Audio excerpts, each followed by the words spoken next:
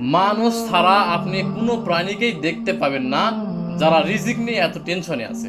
আকাশের পাখির দিকে তাকান, সমুদ্রের মাছের দিকে তাকান, যত রকম প্রাণী আছে মানুষ ছাড়া সবার দিকে তাকান, কেউ এই রিজিকের জন্য সুদ ঘুষ দিচ্ছে না, অবৈধ কাজ করছে না। সবার রিজিকের ব্যবস্থা আল্লাহ ঠিকই করে দিচ্ছেন।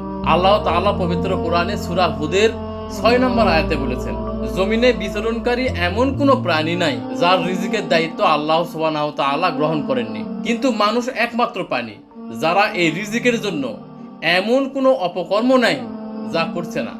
এই রিজিকের চিন্তায় আমাদের রাতে ঘুম হয় না।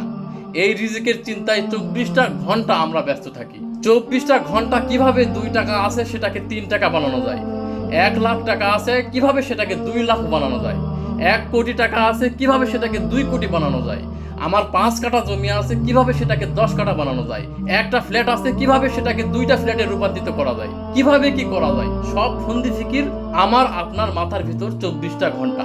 আল্লাহ তাআলা বলেছেন, যদি কেউ দুনিয়া চায় তাহলে আল্লাহ তাআলা তাকে দুনিয়া দিয়ে দিবেন। দিয়েছেন বহু মানুষকে, ফেরাউনকে দুনিয়া দিয়েছেন, কিন্তু আখিরাতে তার জন্য সামান্য কিছু থাকবে না।